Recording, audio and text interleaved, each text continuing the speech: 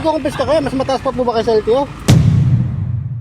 Meron isang video na kumakalat ngayon at sobrang trending na kakapanood pa lang natin. Isang traffic enforcer at isang driver. Sa mga hindi pa nakakapanood, ito, panoorin nyo. Nagkukumpis ka kaya, mas mataas pa po ba kayo sa LTO? Hindi po kami mas mataas sa Tama. LTO. Sinusunod po namin ay City Ordinance. Eh paano to boss, magagamit ba to? Tignan nyo yung resibo nyo. Magagamit niyo po dahil Ano to, pang grocery lang to resibo nyo eh. Ha? Pang grocery. Pag grocery. sige po, ganyanin mo lalo yung ticket, pang grocery pala. Sige Hindi boss, maraming lisensya salamat po ang ano ko eh. Confiscated po kami sa Takwa. Pati tayo dyan, bawal na bawal yan. Salamat kuya. Tama naman, kine-question niya kung bakit nangukumpis ka sila ng lisensya. Eh siguro si Kuya maalam, nakapanood ng balita o updated sa balita, paligurado sobrang daming katanungan sa mga isip nyo ngayon. Bakit nagkukumpis ka pa rin ng mga lisensya ang mga traffic enforcer samantalang inanunsyo na dati ng LTO na bawal silang magkumpiska unless deputize sila ng LTO.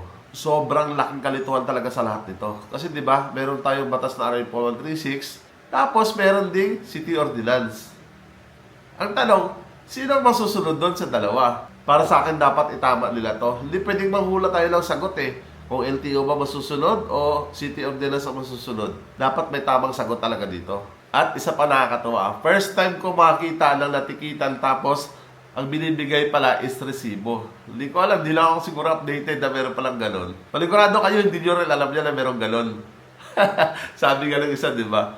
Ano to? Pang grocery.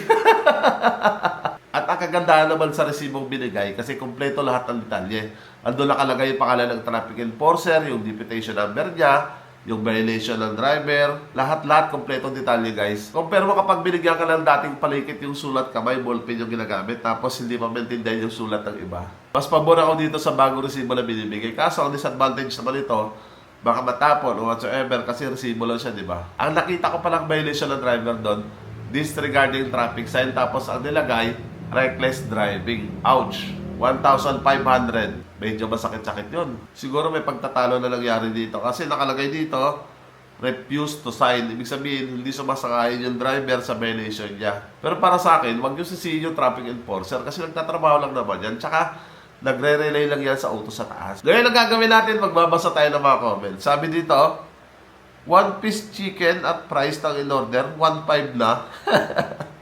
Ang mahal naman ng manok na yan.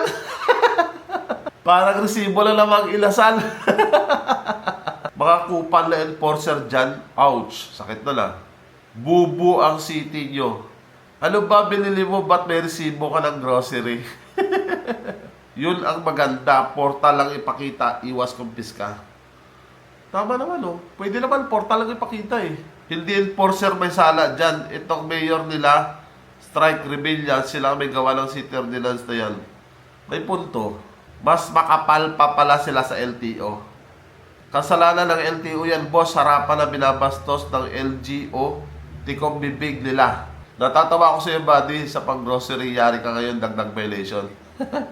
Yun, may lagtag na dito kay Rider Safety Advocates of the Philippines, RSAP, kay Sir Busita. Antayin natin kung nasagot dito ni Sir Busita. Bulok at mga buhaya, sikat talaga ang Cavite. Mas okay portal ipakita nyo. Kaso, baka sipin nyo kukunin, haha. Yun lang. Ang tama ng mga Pilipino kapag nag-comment, ano? Mas okay daw portal yung ipakita nyo. Kaso, baka cellphone naman ang kulin sa inyo. Yun lang guys, kung mapapansin sa comment section, halos lahat, nagigigil talaga eh. Halos lahat mga ano yung sagot nila eh. Ito sana magandang mangyari. Dapat klaruhin talaga yan kung sino ba talaga ang masusunod. LTO ba o City Ordinance? Para alam ng mga tao kung ano yung susundin. Kasi sobrang kalituhan talaga sa lahat to. Yun lang guys, sana magawa ng aksyon to at para maliwalagan ng lahat.